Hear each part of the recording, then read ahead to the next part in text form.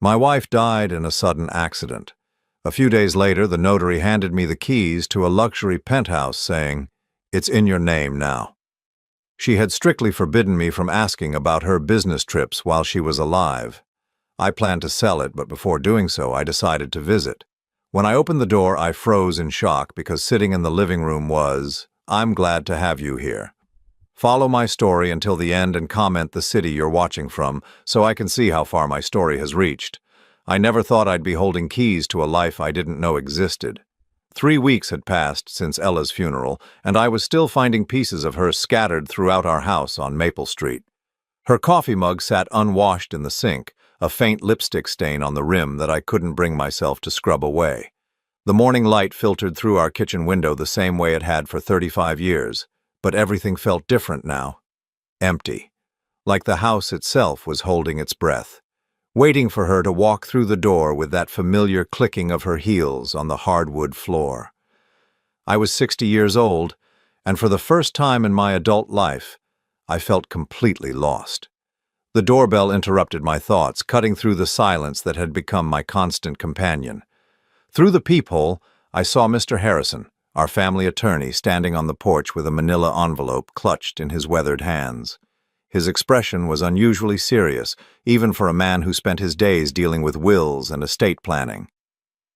"Stephen," he said when I opened the door, his voice carrying that careful tone people use when they're about to deliver news you're not prepared for. "I have something that belonged to Ella, something she specifically requested I give to you after the funeral arrangements were complete." I led him to the living room, the same space where Ella and I had shared countless evenings watching the news, arguing about what to have for dinner, planning vacations we never quite managed to take. The leather couch still held the slight indentation where she always sat, curled up with her legs tucked under her, reading those romance novels she claimed were just mindless entertainment. Mr. Harrison settled into the armchair across from me, the envelope resting on his lap like it contained something dangerous. "Ella came to see me about 6 months ago," he began, his fingers drumming nervously against the manila paper. "She updated her will, but she also left specific instructions about certain assets that weren't included in the main document." My heart started beating faster. In 35 years of marriage, Ella had never hidden anything significant from me. We shared everything: bank accounts, investment decisions, even the password to her email. She was meticulous about transparency, always saying that secrets were the death of any good marriage. "What kind of assets?" I asked, my mouth suddenly dry.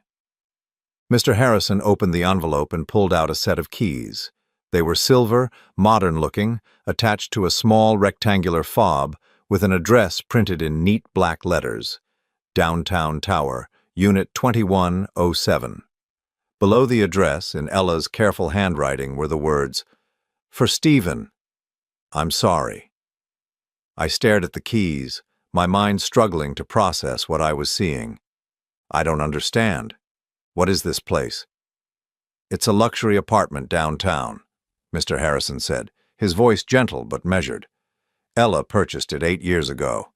The deed is in her name, but according to her instructions, ownership transfers to you immediately upon her death. No probate, no waiting period. It's yours now." 8 years. For 8 years, my wife had owned property I knew nothing about.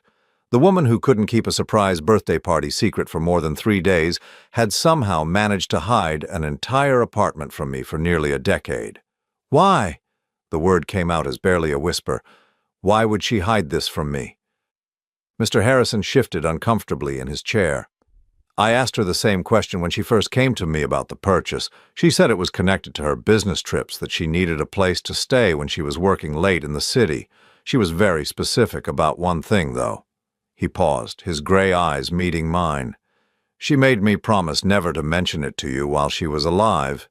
Said you weren't supposed to ask about her work travels, that it was better for everyone if certain things stayed private." The business trips.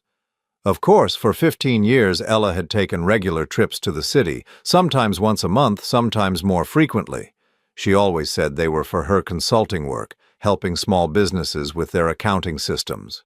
When I'd try to ask for details about her clients or what exactly she did during these trips, she'd get defensive, saying I was being controlling and that she needed some independence in our marriage. I'd learned to stop asking. "The apartment is fully furnished," Mr. Harrison continued, pulling a folder from his briefcase. "Property taxes are current, utilities are set up for automatic payment from an account Ella maintained separately. She left instructions that you should visit the property before making any decisions about selling it." I took the folder with trembling hands. Inside were property documents, utility bills, even what looked like a floor plan of the apartment. Everything was meticulously organized, just like Ella always kept her paperwork. But seeing her handwriting on documents I'd never known existed felt like discovering love letters written to a stranger. "There's something else," Mr. Harrison said, his voice dropping even lower. "Ella specifically requested that you go to the apartment alone the first time. She said there might be things there that would require privacy to process properly." Things that would require privacy. What could be in that apartment that I couldn't share with our closest friends? What had my wife been hiding that was so sensitive it required complete secrecy? After Mr. Harrison left, I sat in my kitchen holding those silver keys, turning them over and over in my palm. The metal was warm now from my touch, but they felt foreign, like artifacts from someone else's life. Through the window, I could see Mrs. Chen next door watering her garden, living her normal Thursday afternoon while my entire world shifted on its axis. I thought about the last conversation I'd had with Ella just 2 days before the accident. She'd been sitting at this same kitchen table, sorting through her mail with that focused concentration she brought to everything. I'd mentioned that we should start planning a vacation for my upcoming retirement, maybe finally take that trip to Ireland we'd always talked about. She'd looked up at me with an expression I couldn't quite read at the time, something between sadness and relief. "Stephen," she'd said, her voice unusually soft, "there are things about my life that you don't know, things I've been meaning to tell you." Before I could ask what she meant, her phone had rung, one of those work calls that always seem to interrupt our important conversations. She'd stepped into her home office, closing the door behind her, and when she came out 20 minutes later, she was rushing around gathering her purse and car keys. "Rain check on that conversation?" she'd said, kissing my cheek before heading out the door. "We'll talk when I get back from the city tomorrow." She never made it back from the city. The accident happened on Highway 91, just 15 minutes from downtown. The police said a truck driver fell asleep at the wheel and crossed the median. Ella died instantly, they assured me, as if that somehow made the loss easier to bear.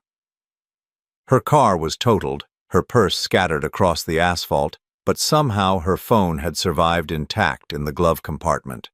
When I'd gone through it later, looking for contact information for her work colleagues, I'd found something strange. The last number she'd called wasn't her office or any client I recognized. It was a residential number with a local area code, saved in her contacts under a single initial, S. I'd never called that number.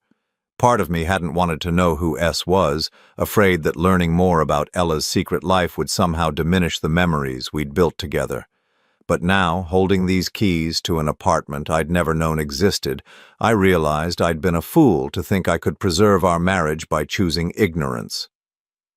The drive downtown took 40 minutes through traffic that seemed heavier than usual for a Thursday afternoon.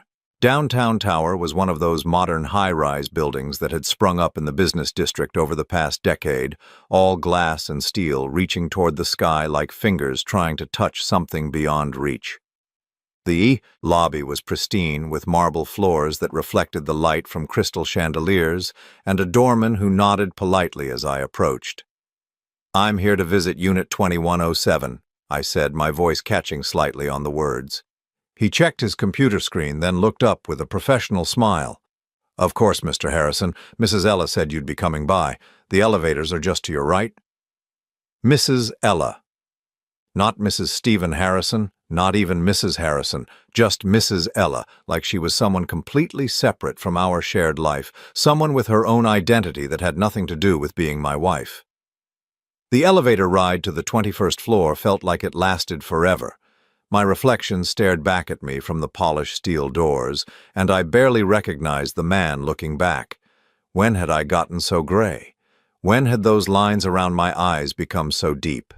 Ella had always said I was aging well, that I looked distinguished rather than old, but standing there in that rising metal box, I felt every one of my 60 years. Unit 2107 was at the end of a long hallway carpeted in deep blue. I stood in front of the door for what felt like an eternity, the keys growing slick with sweat in my palm. Whatever was behind this door would change everything I thought I knew about my marriage, about my wife, about myself. I slid the key into the lock. The apartment was beautiful in a way that felt completely foreign to our modest home on Maple Street. Floor-to-ceiling windows offered a stunning view of the city skyline, and the afternoon sun cast everything in a warm, golden glow. The furniture was modern but comfortable, with soft gray couches and contemporary artwork that Ella had never shown any interest in when we'd shopped for our own home. But it was the sound that stopped me cold. Music was playing softly from somewhere deeper in the apartment, a jazz song I recognized but couldn't name. And underneath the music, I could hear movement, the soft whisper of someone walking across hardwood floors, the gentle clink of dishes being moved in what I assumed was the kitchen. Someone was here. Someone was living in my dead wife's secret apartment. "Hello," I called out, my voice cracking with uncertainty. The sound stopped immediately, followed by a moment of absolute silence that made my heart pound so hard I could hear it in my ears. Then footsteps approached, quick and light, and a young woman appeared in the doorway that led to what looked like the kitchen area.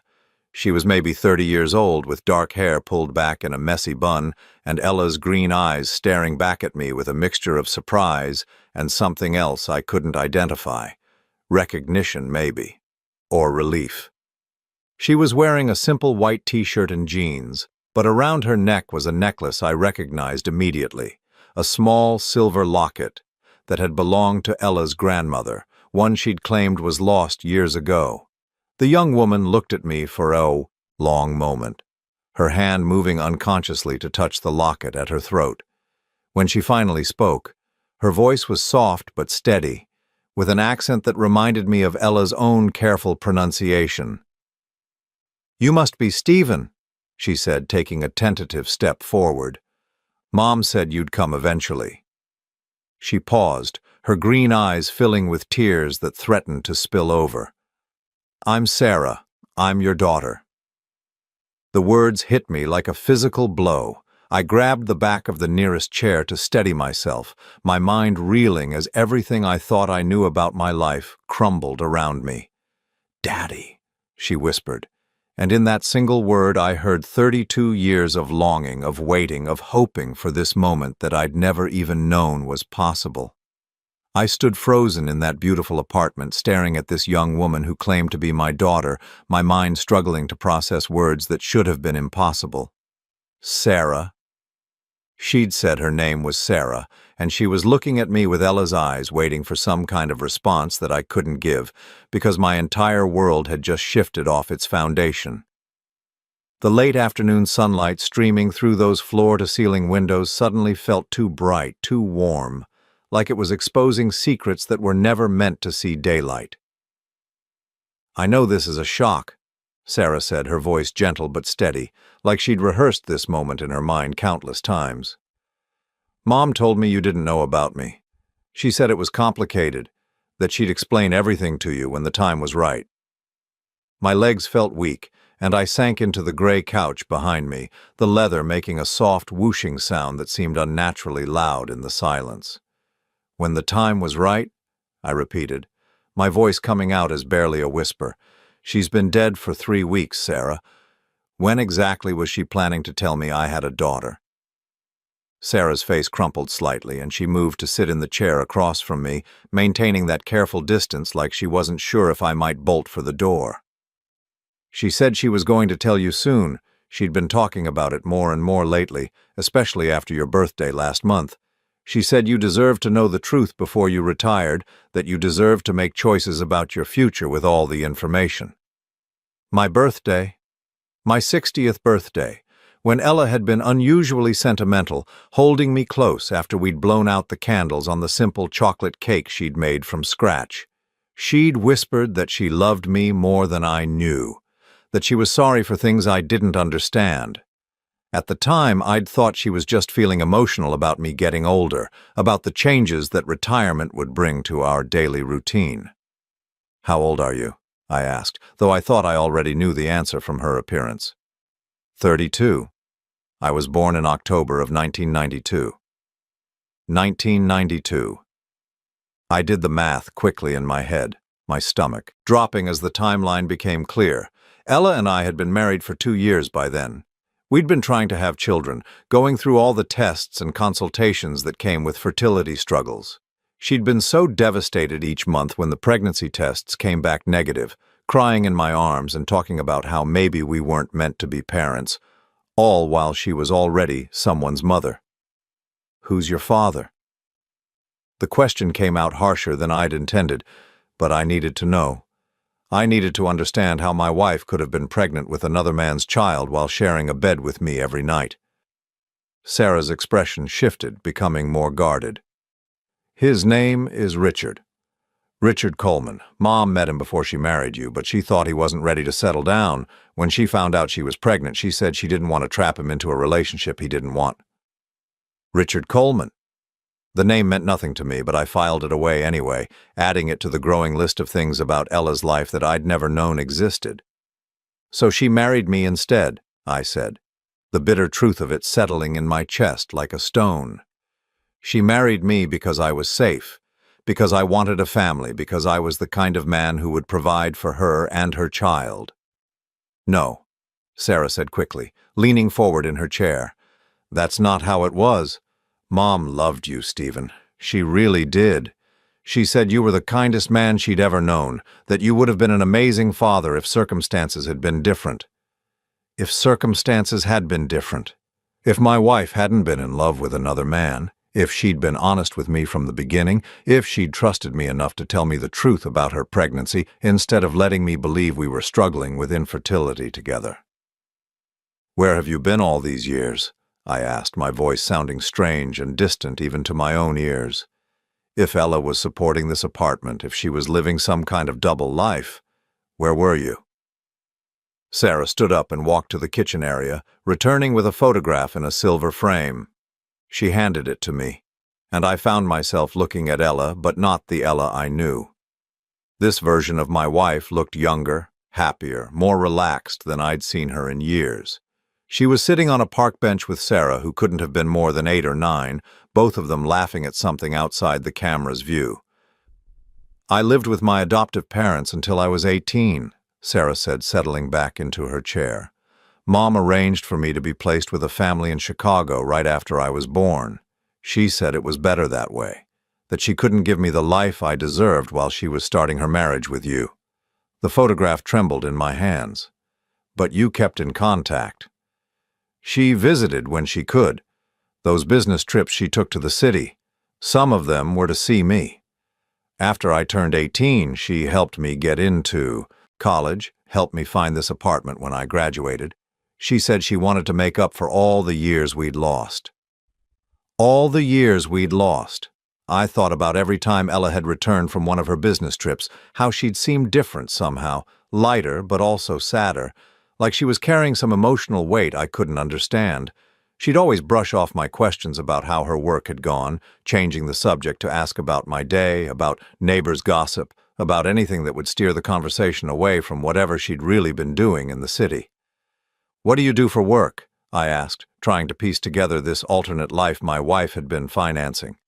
"I'm a graphic designer. I work mostly with small businesses, helping them with their branding and marketing materials." Mom said she was proud that I'd found a creative career, that I was doing something meaningful. I set the photograph down on the coffee table, my hands shaking slightly. In 35 years of marriage, Ella had never expressed any interest in graphic design or creative fields. She'd been a practical woman, focused on budgets and schedules and keeping our household running smoothly. But apparently, she'd been proud of Sarah's creative pursuits in a way she'd never been able to express about anything in our shared life. "Stephen," Sarah said softly. "There's something else you should see." She disappeared into what I assumed was the bedroom, returning with a cardboard box that looked like it had been handled frequently. The edges were worn soft, and the lid was secured with a piece of ribbon that looked like it had been tied and untied countless times. "Mom left this for you," she said, placing the box on the coffee table between us. "She said if anything ever happened to her, I should give it to you when you came to the apartment. She said it would help you understand." I stared at the box, afraid to touch it. Whatever was inside would be another revelation, another piece of truth that would reshape everything I thought I knew about my marriage. Part of me wanted to stand up, walk out of that apartment, and pretend this conversation had never happened. I could go home to Maple Street, continue grieving my wife as I'd known her, and let this alternate version of our life remain buried with her. But Sarah was looking at me with those green eyes, waiting with the patience of someone who'd been waiting her entire life for this moment. I pulled the ribbon loose and lifted the lid. Inside were letters, dozens of them, maybe hundreds, all in Ella's careful handwriting. The paper was cream-colored and expensive-looking, the kind of stationery Ella had always said was too fancy for everyday use. Some of the letters were addressed to Sarah, others to someone named Richard, and at the bottom of the box was a thick stack addressed simply to Stephen. I picked up one of the letters addressed to Sarah and looked at the postmark. It was from 3 years ago, sent to a Chicago address. With trembling fingers, I unfolded it and began to read. "My darling Sarah, I know you've been asking when you can meet Stephen, and I promise that day will come soon. He's a good man, better than I deserve, probably. But he doesn't know about you, and I've been a coward about telling him. I tell myself I'm protecting him, but the truth is I'm protecting myself. I'm afraid that if he knows about Richard, about you, about all the ways I've been dishonest, he'll leave me, and I can't bear the thought of losing both of you. He talks sometimes about his regrets, about how he wishes we'd had children together. Each time he brings it up, I want to tell him about you, want to show him the photographs I keep hidden in my office drawer. You're so beautiful, sweetheart, so smart and talented. He would love you if he knew you existed. But I'm a coward, and every day that passes makes it harder to find the words." I stopped reading, my vision blurring with tears I hadn't expected. I looked up to find Sarah watching me with an expression of profound sadness. "She loved you," Sarah said quietly. "She was just scared of losing you, of losing me, of everything falling apart if the truth came out." I picked up another letter, this one addressed to Richard. The postmark was more recent, just 6 months ago. "Richard, Sarah is asking about you again. She wants to know if you ever think about her, if you ever wonder what she's like. I don't know how to answer her questions without admitting that I never told you about her either. You probably don't even know you have a daughter. I've been thinking about telling Stephen everything. He's going to retire soon, and I can't keep living this double life forever. Maybe it's time to stop being such a coward about the choices I made 32 years ago. Maybe it's time to let everyone I love know the truth about who I really am. I'm scared, Richard. Scared that Stephen will hate me for the deception, scared that you'll be angry about the daughter you never knew existed, scared that Sarah will realize her mother has been a liar and a coward her entire life." My hands were shaking so badly I could barely hold the letter. I set it down and reached for one of the envelopes addressed to me. The postmark was recent, just 2 months before the accident. "Stephen," I read aloud, my voice catching on each word, "if you're reading this, it means I finally found the courage to tell you the truth, or something has happened to me before I could. Either way, I need you to know that every day I spent with you was a gift I never deserved. You loved me completely, honestly, and I repaid that love with secrets and lies. I have a daughter. Her name is Sarah, and she's 32 years old, and she's the most wonderful person I've ever known besides you. I should have told you about her from the beginning, should have trusted that your heart was big enough to love a child who wasn't biologically yours. But I was young and scared and convinced that I had to choose between the family I'd created with Richard and the family I wanted to build with you.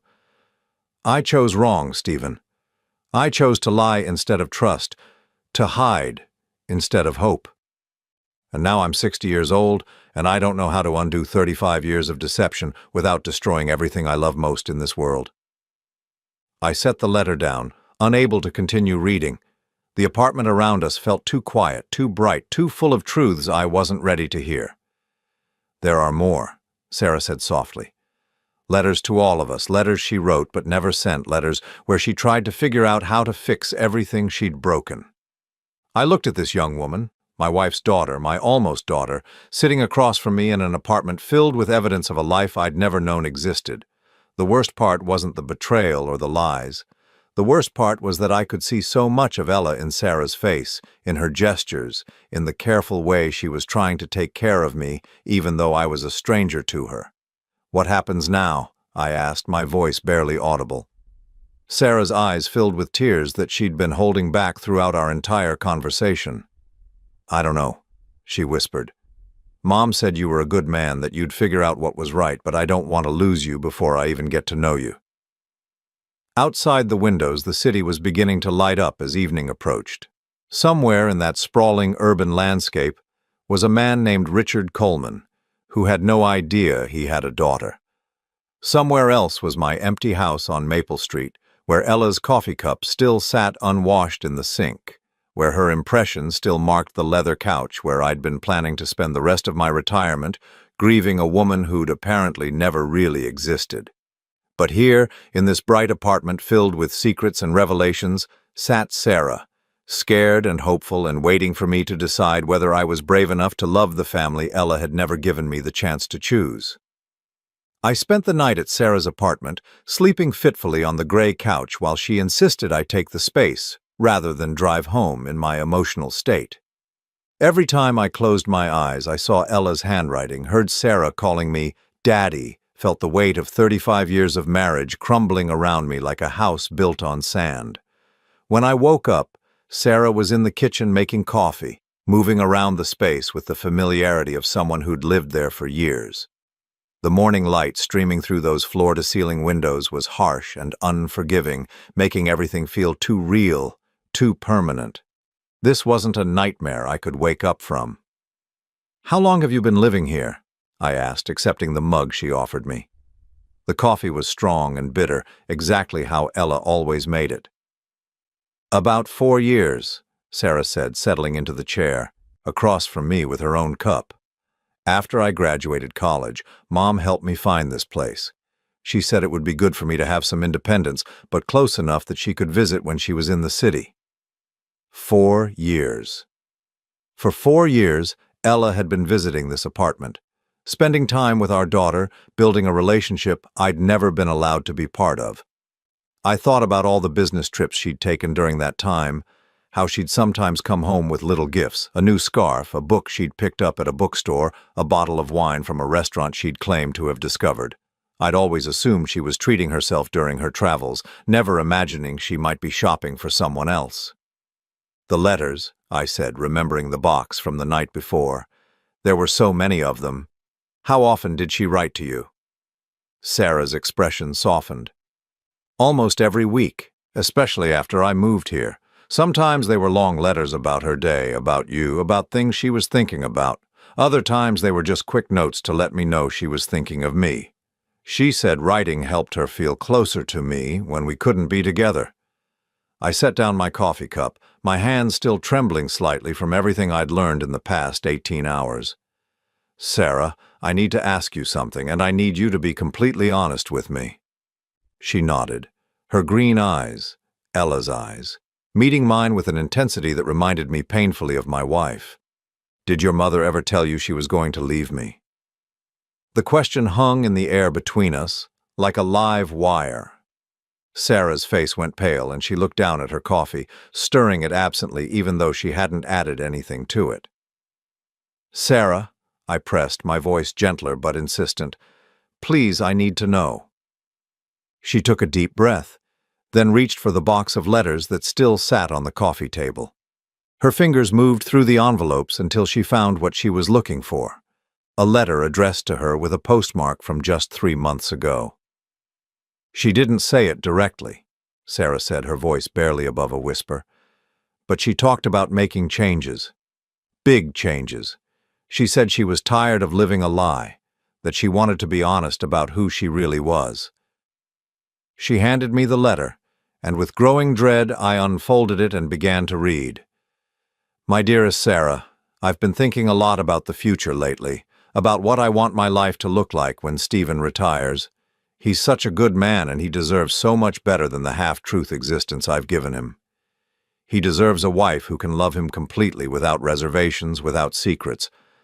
I've come to realize that I can't be that woman for him. I love him, but not in the way he loves me. Not in the way he deserves to be loved. Richard called last week. It was the first time we'd spoken in almost 2 years, and hearing his voice brought back so many feelings I thought I'd buried. He's divorced now, finally free from that marriage that never made him happy. He asked if I ever thought about what our life could have been like if I'd been brave enough to choose him 32 years ago. I told him about you, Sarah. I finally told him he has a daughter and he wants to meet you. He wants to be part of your life and part of mine if I'm brave enough to choose differently this time. Stephen will be 65 in 3 years. That feels like enough time to prepare him for the truth, to help him understand that this isn't about not loving him. It's about loving him enough to set him free to find someone who can give him everything he deserves. The letter slipped from my numb fingers, falling to the hardwood floor with a soft whisper.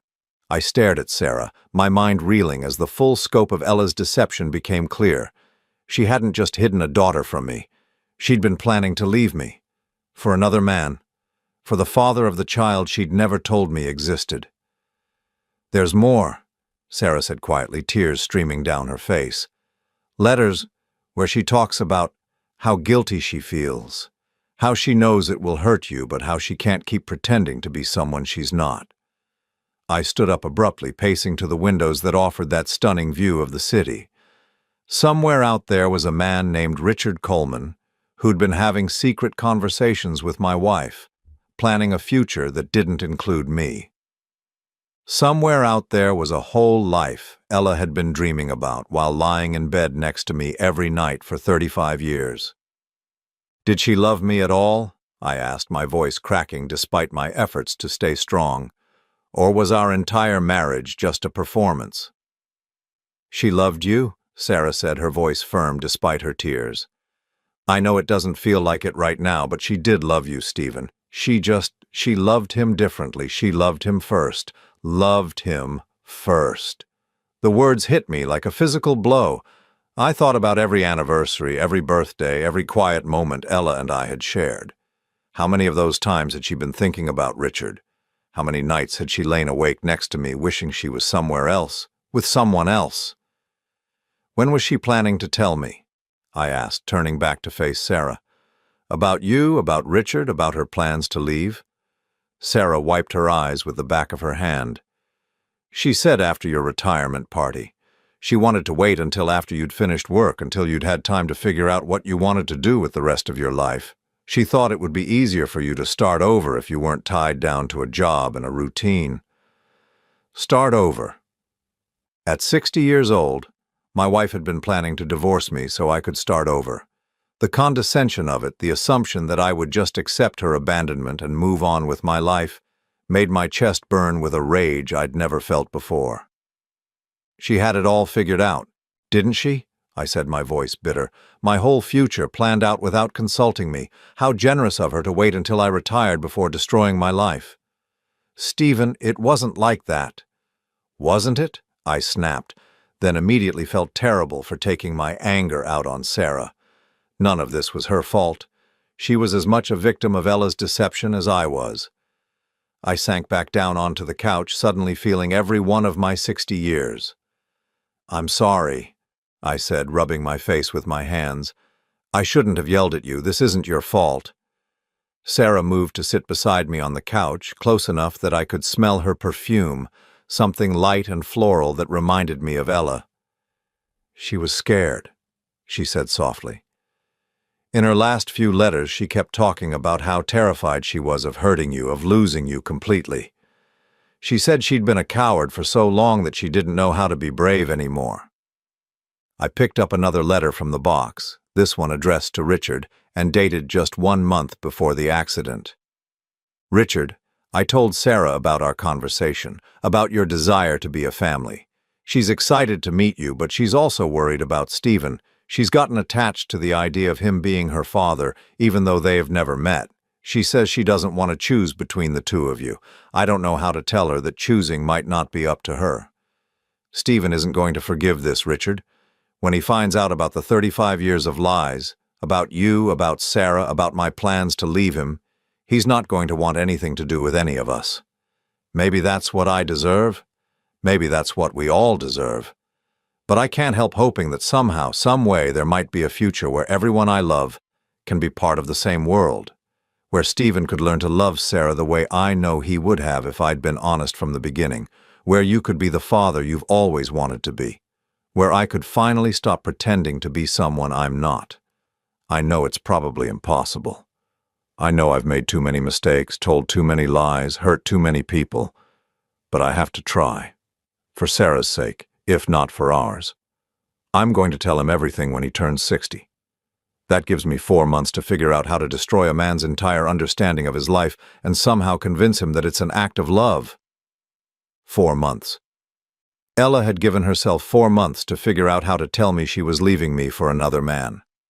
4 months to prepare me for the revelation that our marriage had been built on lies, that the woman I thought I'd spent my life with had never really existed. But she'd run out of time. Sarah, I said, setting the letter aside, I need you to tell me about Richard. What do you know about him? Her expression became guarded again. Not much. Mom didn't talk about him very often, and when she did, she always seemed sad. She said he was an artist, a sculptor, I think, and that he lived somewhere outside the city. She said he was passionate and creative and everything she thought she couldn't have when she was young. An artist. A sculptor. Everything I wasn't. I was a practical man, an accountant who'd spent 40 years helping other people manage their money and plan for their futures. I'd never created anything beautiful, never inspired anyone the way artists could. I was safe, reliable, boring. The kind of man a woman settled for when she couldn't have what she really wanted. Did she ever bring him here, to the apartment? No, Sarah said quickly. This was our space, mine and Mom's. She said it was important to keep some things separate until she figured out how to bring everyone together. Bring everyone together. Like we were all just pieces on a chessboard that she could move around according to her grand plan.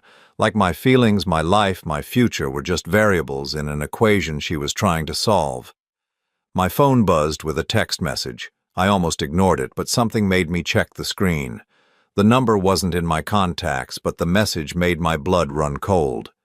Stephen Harrison? This is Richard Coleman. We need to talk. I know about the apartment, and I know about Sarah. Ella promised me certain things before she died, and I intend to collect on those promises. Meet me tomorrow at 2 p.m. at Miller's Diner on 5th Street. Come alone. I stared at the phone, my hands shaking. Sarah noticed my expression and leaned over to read the message. "Oh, God," she whispered, "he knows you found us." Richard Coleman. The man Ella had loved first, loved differently, loved enough to plan a future with. The man who apparently thought he was entitled to something now that Ella was dead. The father Sarah had never known, who wanted to collect on promises made by my deceased wife. Tomorrow at 2 p.m. I would meet the man Ella had chosen over me. The man she'd been planning to spend the rest of her life with while I grew old alone, wondering where I'd gone wrong. But first, I needed to understand exactly what Ella had promised him, and what it was going to cost me to keep the only family I had left. Miller's Diner had been a fixture on 5th Street for as long as I could remember, one of those timeless places with red vinyl booths and black and white checkered floors that somehow managed to survive while sleeker establishments came and went around it. I arrived 15 minutes early, choosing a booth in the back corner where I could see the front door and have some privacy for what I knew would be a difficult conversation. I ordered coffee I didn't want and sat there turning the cup in my hands, watching condensation form on the sides while I tried to prepare myself for meeting the man Ella had loved more than me. What do you say to someone who represents everything you never were, everything your wife wished you could have been? At exactly 2 p.m., the door chimed, and I knew immediately it was him. Richard Coleman was nothing like what I'd expected. He was tall and lean, with salt and pepper hair that looked like he'd run his fingers through it and clothes that managed to look both expensive and carelessly worn. There was an artistic confidence in the way he moved, a sense of someone comfortable in his own skin in a way I'd never been. He spotted me in the corner booth and walked over with purpose, sliding into the seat across from me without invitation. Up close, I could see the lines around his eyes, the weathering that comes from a life lived without the careful planning that had defined mine. He was handsome in a rugged way that probably appealed to women who wanted excitement, adventure, passion, everything Ella had never found with me. "Stephen Harrison," he said, his voice carrying a slight rasp that suggested either cigarettes or decades of laughter. "You're younger than I expected." I forced myself to meet his gaze. "You're exactly what I expected." That earned me a slight smile. "Ella described you well then. She said you were direct, honest to a fault. She said you deserved better than the lies she'd been telling you." The casual way he mentioned my wife's name, like they'd been having intimate conversations about me for years, made my chest tighten with anger I was trying hard to control. "What do you want, Richard?" He flagged down the waitress, ordered black coffee, then leaned back in the booth with the relaxed posture of someone who held all the cards. "I want what Ella promised me. What she spent the last 2 years planning before her accident interrupted everything. Which was? A life together. Her, me, and Sarah. The family we should have had 32 years ago if I hadn't been too young and stupid to fight for what I wanted." The words hit me like individual blows. Ella's dead. Whatever promises she made died with her. Richard's expression hardened slightly. "Not all of them. She made legal arrangements, Stephen, financial commitments. She was planning to divorce you and marry me, and she set things up to make sure that could happen smoothly." "What kind of financial commitments?" He reached into his jacket and pulled out a folder, setting it on the table between us. "Life insurance policies with me as the beneficiary, investment accounts in both our names, and the apartment where Sarah lives. Ella was planning to transfer ownership to me so Sarah would have security when we became a family." My vision blurred slightly as the implications hit me. "How much money are we talking about?" $250,000 in life insurance, another $150,000 in investment accounts she'd been building up over the past 5 years, plus the apartment, which is worth about $180,000.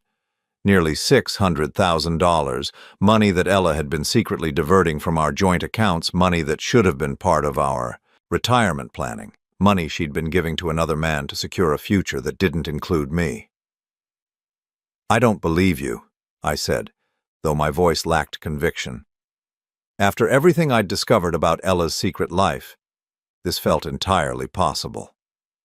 Richard opened the folder and spread documents across the table, insurance policies, investment statements, bank records, all showing Ella's careful financial planning for a life with Richard Coleman.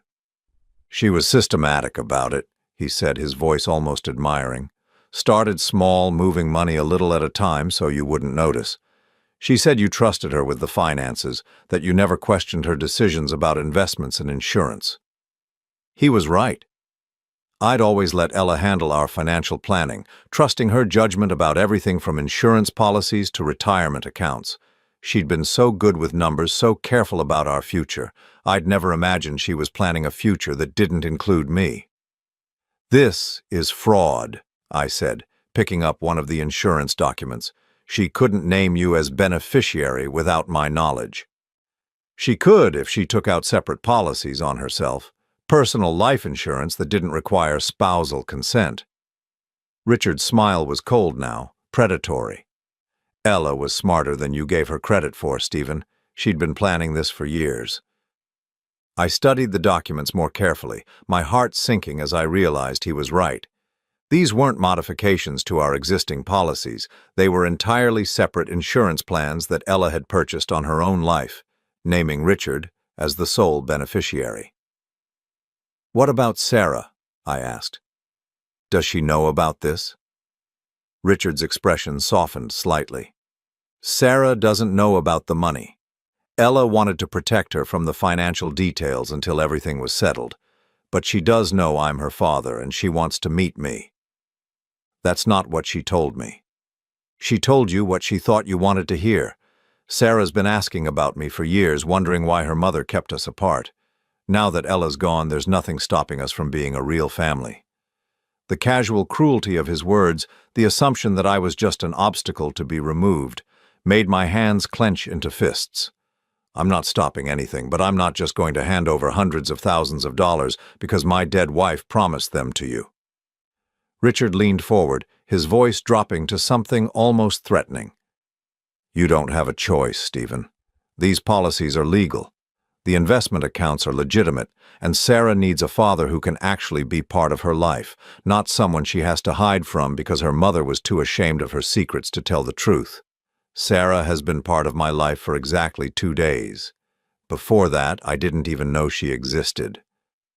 And whose fault is that? Richard's eyes flashed with anger. You were so controlling, so rigid about everything being perfect and planned that Ella felt like she couldn't tell you about her past. She said you would have judged her for getting pregnant before marriage, would have made her feel ashamed of having a child out of wedlock. That's not true, isn't it? Ella said you had very specific ideas about how families should work, about what was proper and respectable. She said you would have seen Sarah as evidence of her moral failure rather than as a person worth loving. The accusation stung because there was a grain of truth to it. I had been traditional in my views about marriage and family. I had believed in doing things the right way, the proper way. But I would never have punished a child for the circumstances of her birth. I would never have turned away from Sarah because of choices Ella made before we met. Would I? Even if that's true, I said, my voice tight with emotion, it doesn't give you the right to steal money that should be part of my inheritance. I'm not stealing anything. I'm claiming what Ella promised me, what she set aside for our future together. Richard gathered up the documents, sliding them back into the folder. But I'm willing to be reasonable about this. What do you mean? I'll give you 1 week to contest these policies legally. Hire a lawyer, file whatever paperwork you need to file. But when you lose, and you will lose, because everything Ella did was completely legal, I want you to walk away from Sarah's life. Let her have a real father, someone who can be there for her without making her feel guilty for existing. The ultimatum hit me like a punch to the chest. Fight for money I probably couldn't win or lose the only family I had left. And if I don't contest the policies, then we can work something out. Maybe you can still be part of Sarah's life in some limited capacity. Uncle Stephen instead of Daddy. A family friend who visits occasionally and sends birthday cards. Uncle Stephen. A supporting character in my own daughter's life while Richard stepped into the role of father that should have been mine from the beginning. Sarah gets to choose, I said firmly. Whatever happens with the money, whatever legal battles we have, Sarah gets to decide what kind of relationship she wants with both of us. Richard's smile was confident, almost pitying. Of course she does. And when she meets me, when she sees what a real father can offer her, I think we both know what choice she'll make. He stood up, tossing a $10 bill on the table to cover his coffee. 1 week, Stephen. Either contest the policies and lose everything or accept the reality of the situation and maybe salvage some small role in Sarah's future. After he left, I sat in that diner booth for another hour, staring at my cold coffee and trying to process what had just happened.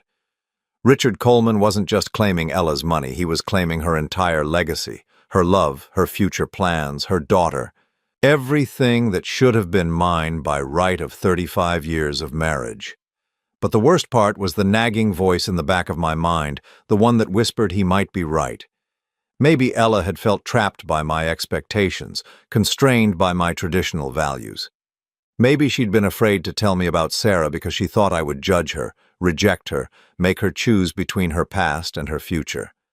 Maybe I'd been such a rigid, controlling husband that my wife had felt compelled to live an entire secret life, rather than trust me with the truth. My phone buzzed with a text from Sarah.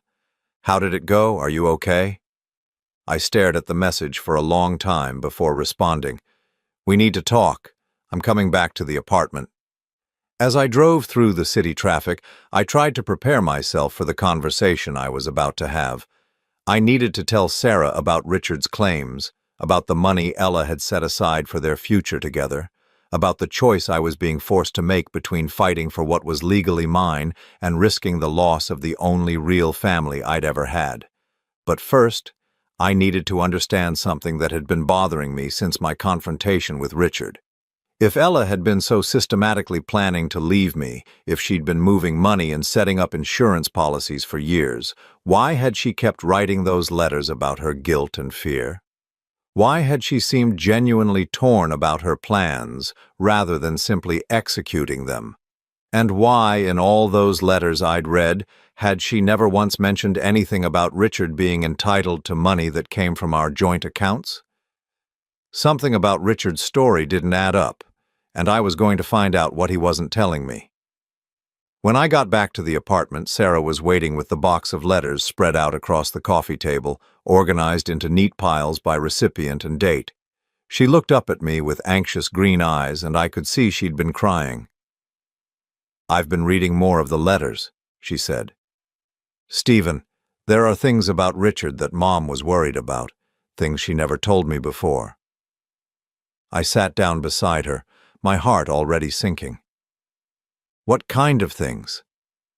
Sarah picked up a letter dated 6 months before Ella's death. She was starting to have doubts about him, about whether he really wanted a family or just wanted the financial security she could provide. She handed me the letter, and I read it with growing alarm. "Sarah, I need to be honest with you about something.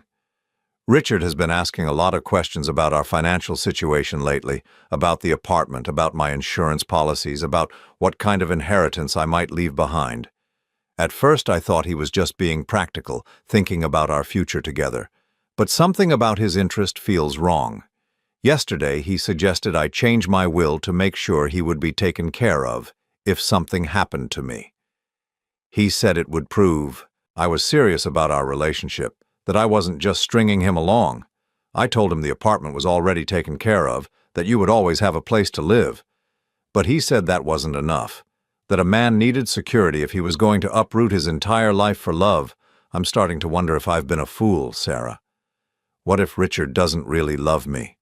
What if he's just been telling me what I wanted to hear because he sees an opportunity for financial gain?" The letter slipped from my hands.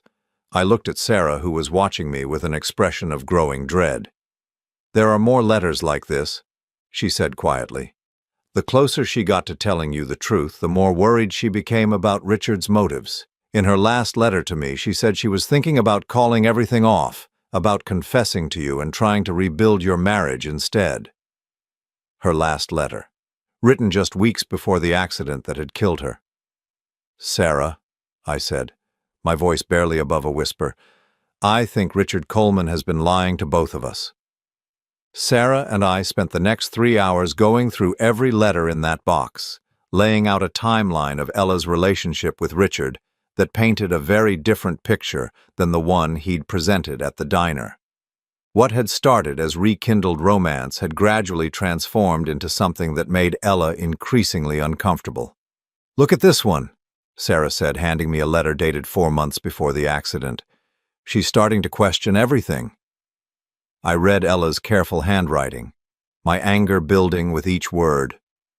"Richard called again today asking about the life insurance policies. He wanted to know exactly how much money we were talking about, whether there were any complications that might delay the payout if something happened to me.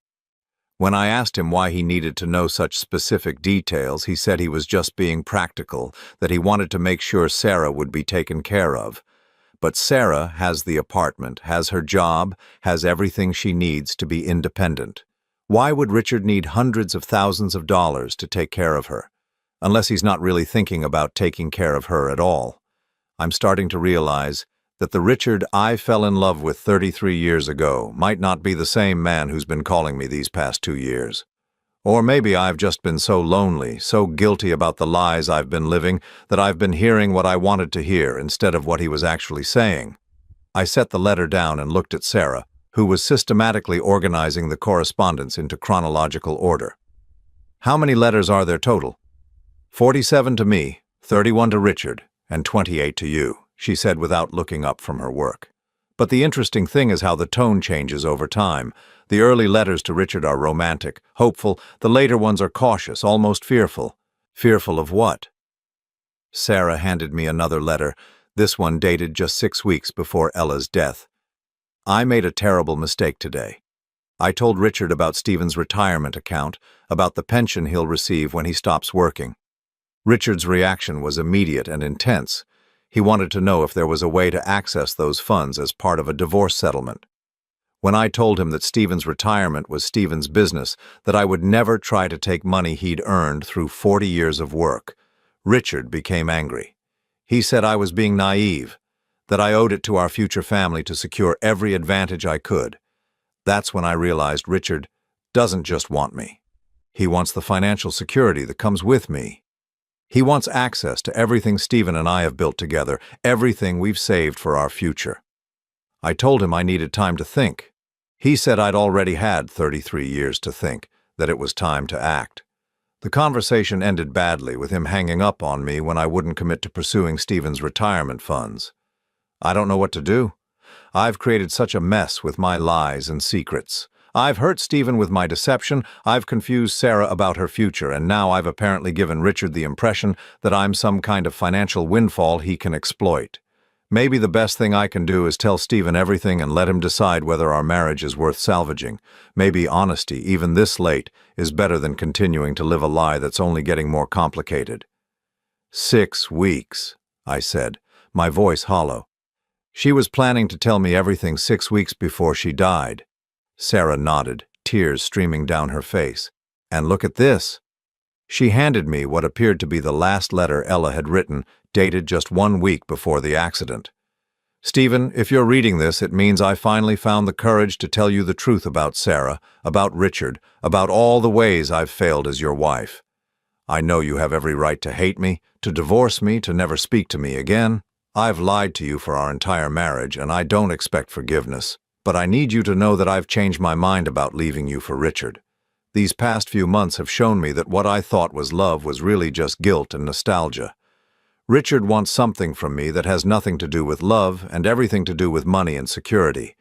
You, Stephen, have loved me for 35 years without asking for anything in return except honesty, the one thing I've never been able to give you.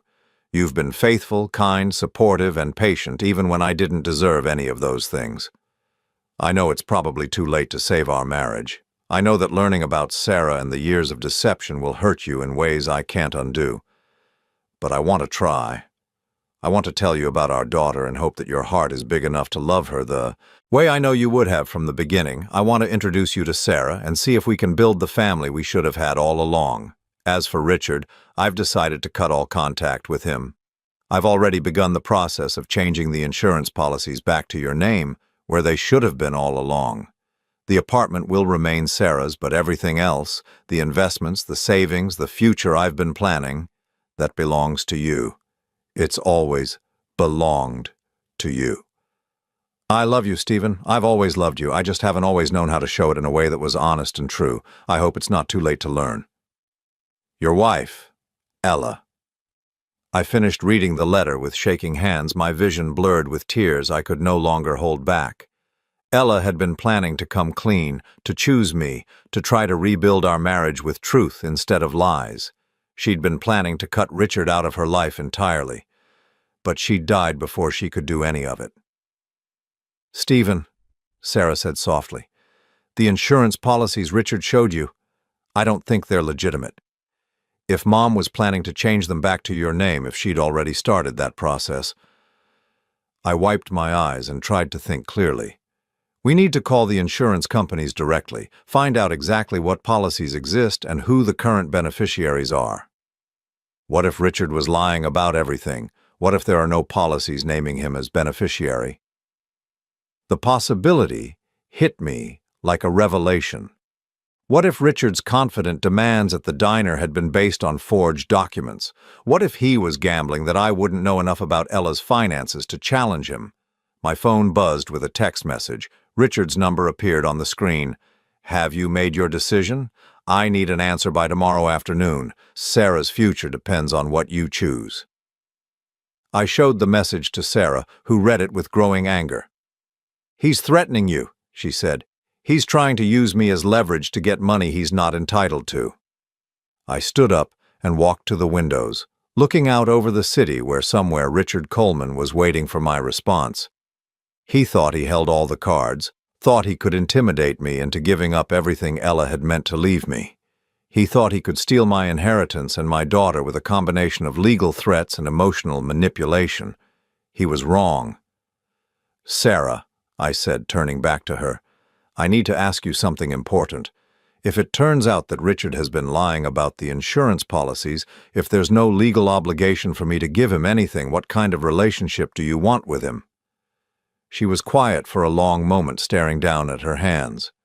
2 days ago, I would have said I wanted to know my biological father, that I'd been waiting my whole life to meet him. But reading these letters, seeing how he manipulated Mom, how he's trying to manipulate you... She looked up at me with those green eyes that were so much like Ella's. "I don't want anything to do with someone who would exploit a grieving family for money, even if he is your biological father. Being a father is about more than biology," she said firmly. "It's about showing up, caring about someone's well-being, putting their needs before your own. In 2 days, you've shown me more genuine care than Richard has in 32 years. The words hit me with an unexpected warmth. "Sarah, I need you to understand something. If I fight this, if I challenge Richard's claims, it might get ugly. He might try to turn you against me, might tell you things about me or about your mother that aren't true." "Let him try," she said with a fierce determination that reminded me startlingly of Ella. "I've spent my whole life wondering about my father. Now I know I already found him." I felt tears sting my eyes again. "You're sure about this? You're sure you want me to fight for the inheritance Ella meant to leave us?" "I'm sure I want you to fight for our family," she said. "The real family Mom was trying to create when she died." That evening, I called David Morrison, the lawyer who'd handled Ella's estate planning. When I explained the situation with Richard and the insurance policies, there was a long silence on the other end of the line. "Stephen," David said finally, "I reviewed all of Ella's insurance policies when I prepared her estate documents 6 months ago. There are no policies naming anyone other than you as beneficiary. If someone is claiming otherwise, they're either mistaken or lying." The relief that flooded through me was so intense I had to sit down. "You're certain?" "Absolutely certain. Ella specifically told me she wanted to make sure everything went to you, that she was changing some previous arrangements to ensure there would be no complications after her death." "Previous arrangements?"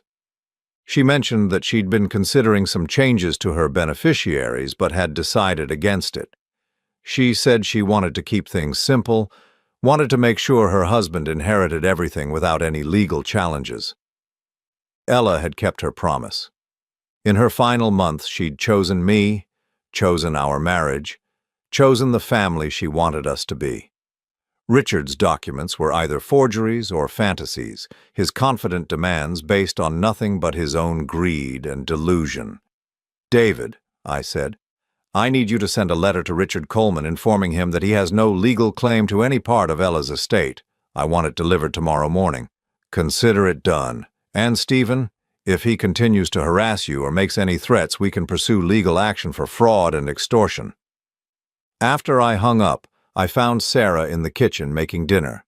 A simple pasta dish that smelled like home in a way our house on Maple Street hadn't since Ella died. "Richard has no legal claim to anything," I told her. "The insurance policies he showed me were fake." Sarah's shoulders sagged with relief. "So it's over?" "The financial part is over. But Sarah, there's something else we need to discuss." I sat down at the small kitchen table, suddenly nervous about the conversation I was about to have. "What happens now? With us, I mean. Do you want to keep living here? Do you want me to sell the apartment? Do you want to try to build some kind of relationship, or would you prefer to just stay in touch occasionally?" She turned off the stove and came to sit across from me. "What do you want, Stephen?" The question caught me off guard.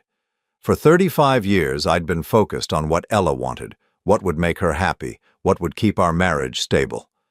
I'd rarely asked myself what I actually wanted. I want a family, I said honestly. I want to learn everything about you, your interests, your dreams, your fears, your favorite movies and foods and books. I want to know what makes you laugh and what makes you cry. I want to be the father I would have been from the beginning if I'd been given the chance. Sarah smiled, the first genuinely happy expression I'd seen from her since this whole ordeal began. I want that too, but Stephen, I don't want you to feel obligated to take care of me because of some guilt about Mom's secrets. I want you to choose me because you actually want me in your life. I do want you in my life, I said without hesitation. Not because of obligation or guilt, but because you're smart and strong and kind, and because I can see so much of the best parts of your mother in you. I want you in my life because you called me Daddy, and it felt like coming home. We sat there looking at each other across that small table, two people who'd been strangers 48 hours ago, but who were choosing to become family despite all the pain and deception that had brought us together.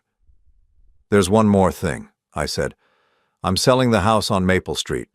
Too many memories, too many reminders of a life that was built on lies. I want to start over somewhere new. Where will you go? I smiled. I was hoping you might help me find a place. Somewhere close enough that I can see you regularly, but far enough from Richard Coleman that we can build our relationship without interference. Sarah reached across the table and took my hand. I'd like that. I'd like that very much. Outside the apartment windows, the city lights were beginning to twinkle in the gathering dusk. Somewhere out there, Richard Coleman was waiting for an answer that would never come. Tomorrow morning, he would receive David's letter informing him that his claims were fraudulent, that his demands were legally baseless, that the family he'd tried to manipulate was stronger than he'd realized. But tonight, Sarah and I sat in the home Ella had created for her daughter, planning a future neither of us had imagined 48 hours ago. A future based on choice rather than obligation, on truth rather than deception, on the kind of love that doesn't ask for anything in return except the chance to grow.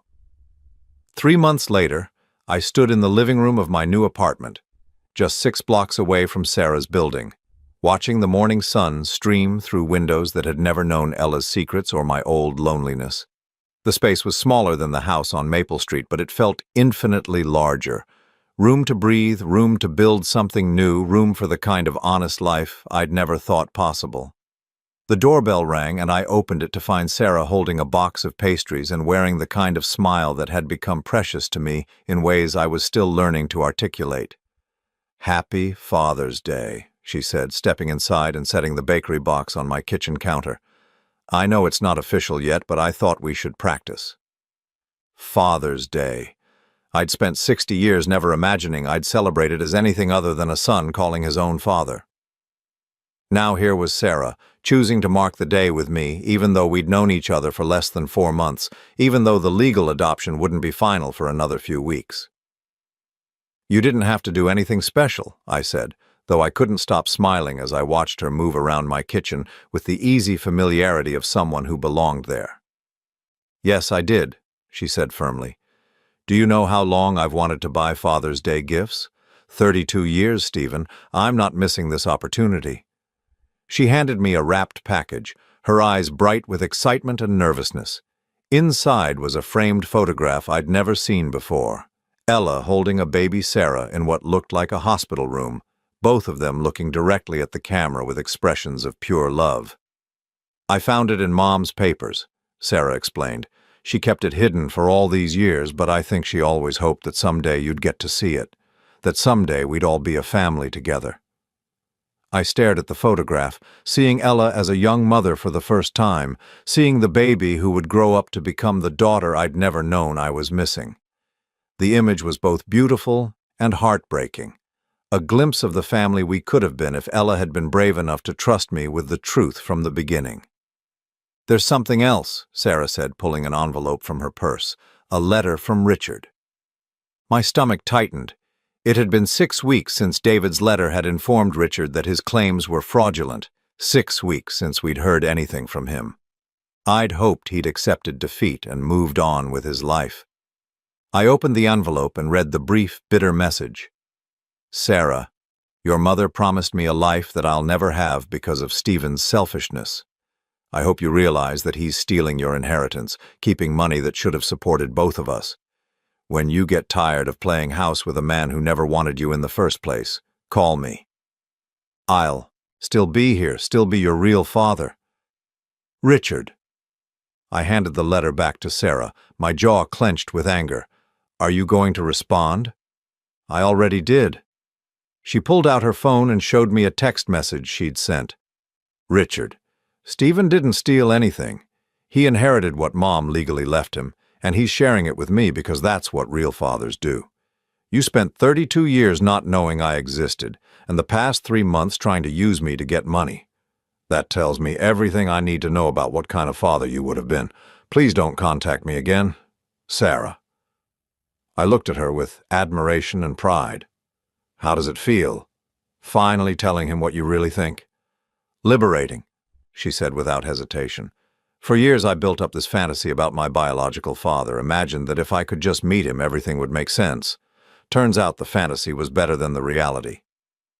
She moved to the couch and sat down, curling her legs under her in a gesture that reminded me so much of Ella, it took my breath away.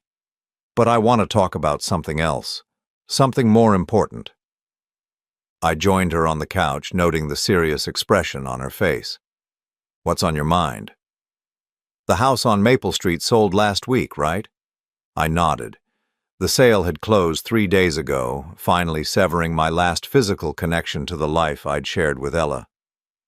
The buyer seemed excited about updating it, said it had good bones but needed some modernization. How much did you get for it? $320,000. Why? Sarah took a deep breath. I want to talk about the money, all of it, the house sale, the insurance policies, the inheritance from Mom. I've been thinking about what's fair. My chest tightened with a familiar fear. Sarah, we've discussed this. Your mother left everything to me legally, but morally, you're her daughter. You have every right to— Stop, she said gently. That's not what I'm saying.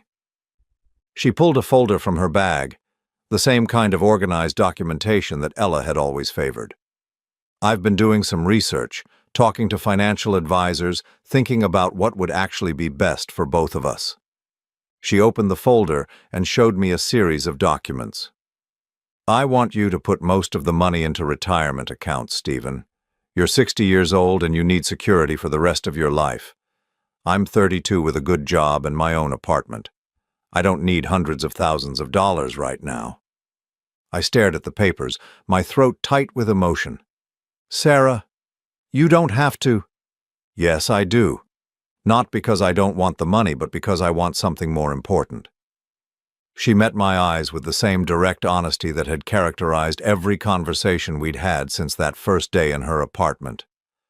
I want a father who isn't worried about money, who isn't guilty about inheritance, who can just focus on being my dad. The word hit me like it always did. Dad. Not Stephen, not Mr. Harrison, but Dad. The title I'd given up hope of ever earning. What are you proposing? Keep $400,000 for your retirement, she said, pointing to the financial projections she'd prepared. That's enough to supplement your pension and Social Security, enough to make sure you never have to worry about money for the rest of your life. Put $50,000 into a college fund for future grandchildren.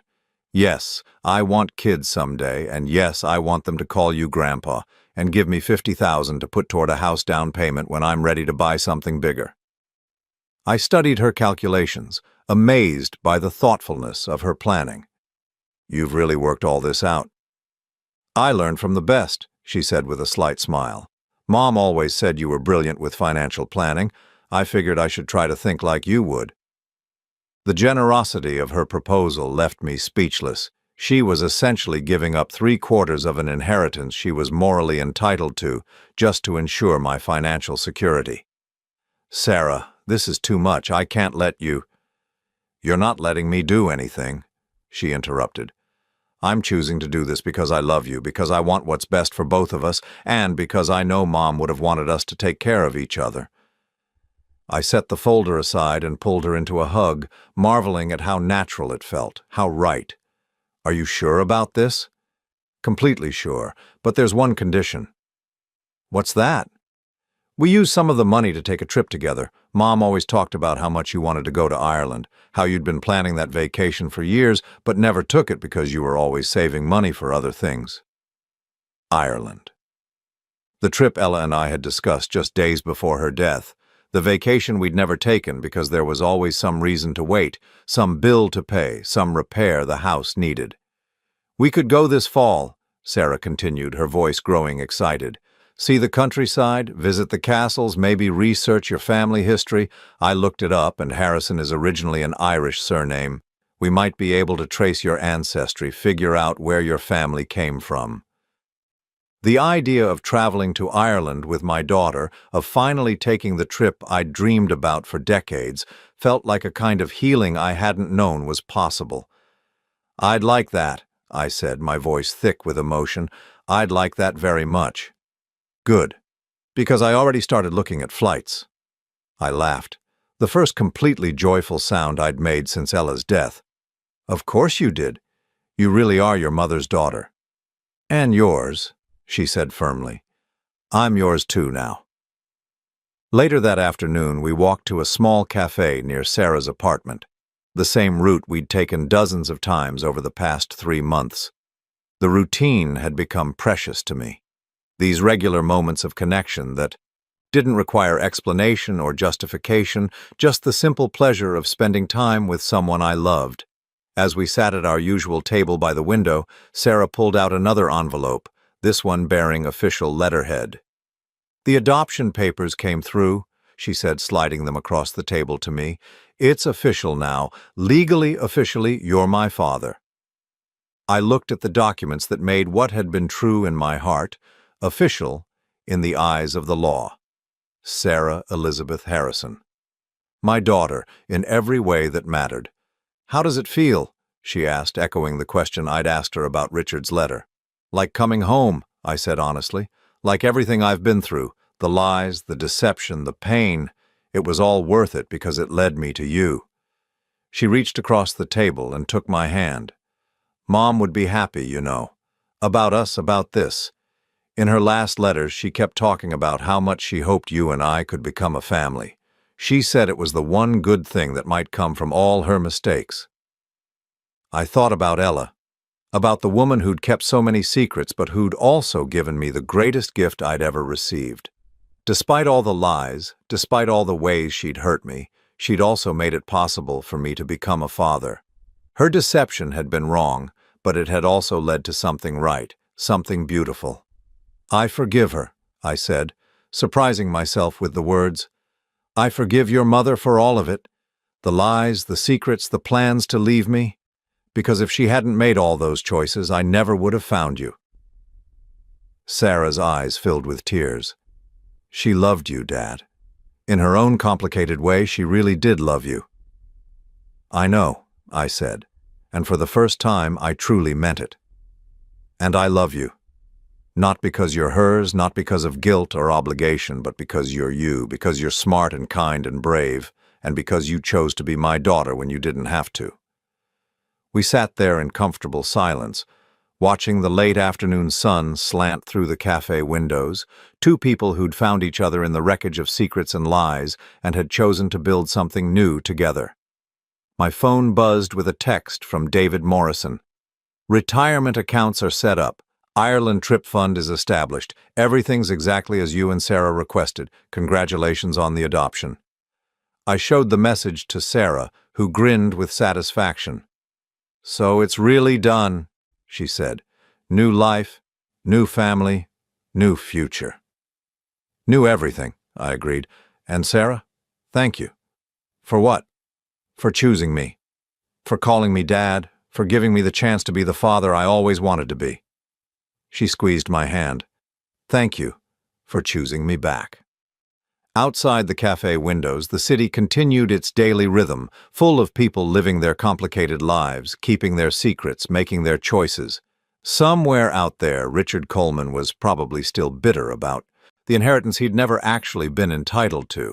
Somewhere else, other families were struggling with their own webs of deception and disappointment.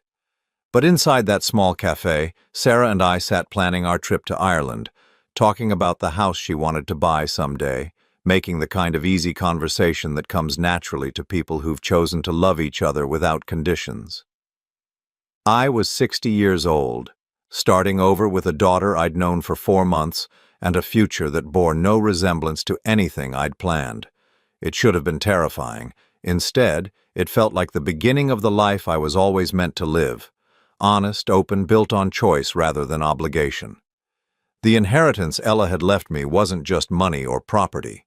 It was the chance to become the man I'd never had the courage to be. A father, a protector, someone who could love completely without fear of betrayal.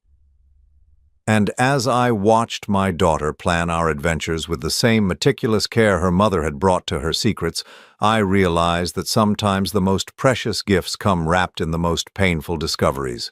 Sometimes you have to lose everything you thought you wanted to find everything you actually needed. Sometimes the family you choose is more real than the family you're born into.